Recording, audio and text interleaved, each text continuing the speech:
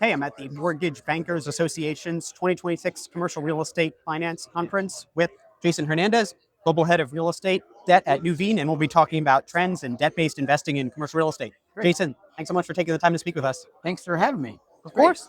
So, what are some of the biggest trends that you've observed in the state of debt markets as they relate to commercial real estate investment?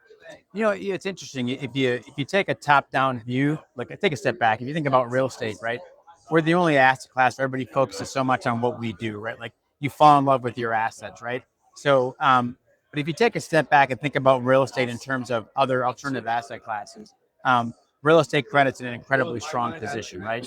We all acknowledge real estate's been a challenging neighborhood over the last couple of years, but if you look at real estate credit versus private credit, right? And just keep it really simple. Real estate credit valuations have come down, right? Values have reset, and spreads, what we get paid, are at wider levels than average, right? You compare that to private credit, where valuations are still here and corporate credit spreads are really tight. So, from a macro level, we think it's incredibly attractive to play in real estate credit today. But even if you take the strategy from a tactical perspective, right? If you're an investor and you want access to real estate exposure today, the majority of the opportunities are in the real estate credit space today, right?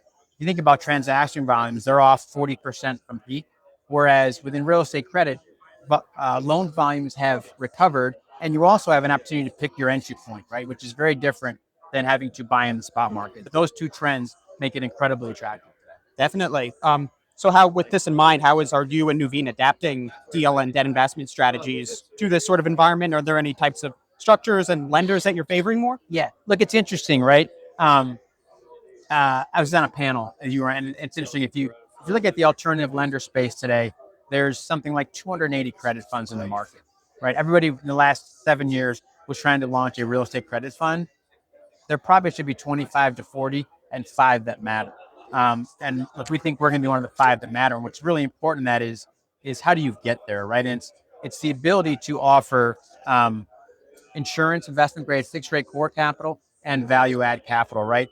Real estate credit's a really simple business, right? There's one of those five groups that matter. There's either value add credit funds like Blackstone, KKR, that bought insurance companies, right, to get that longer duration capital, or groups like ourselves that are insurance companies. And I joined 7 years ago. We've built teams to invest in value add credit. And I think where we're focused today is fixed rate investment grade, and value add credit. I think the groups that can offer that full spectrum are the ones that are going to win out over time. Sure. And, we can't have a conversation about commercial real estate investment without the real estate part. So, are there any types of asset classes that you're particularly bullish on now?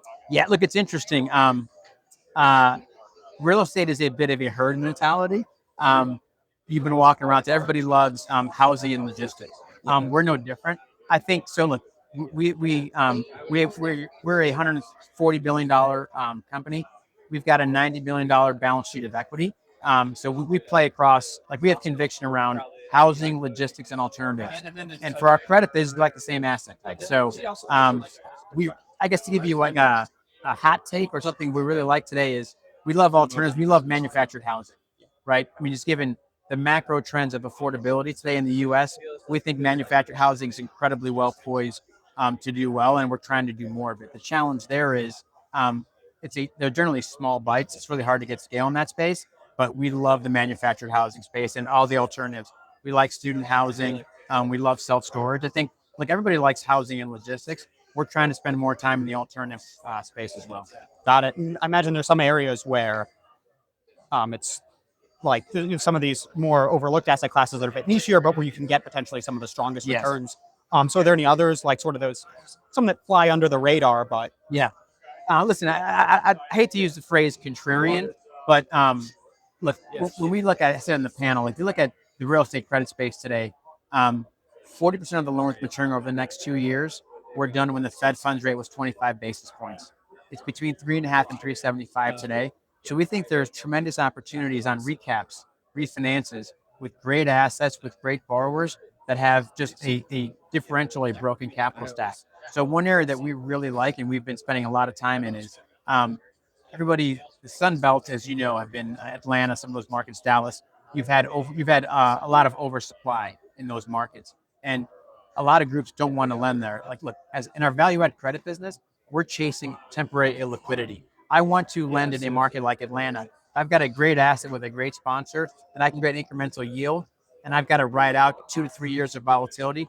I would love to do that with a great operator who's well capitalized, and we're spending a ton of time. So listen, we're not afraid of the Sun Belt. We're not afraid of oversupplied markets. Again, not for our long duration business, but our transitional credit business. We're really focused, and that's kind of, I don't want to say it's contrarian, but it's a little different than other people are looking at today. Yeah, it's those intangible elements that sometimes make for the most meaningful investments. Exactly. I mean, look, if we have a great asset with a great sponsor, a group like Crow Holdings, candidly, we'd love to do more like that.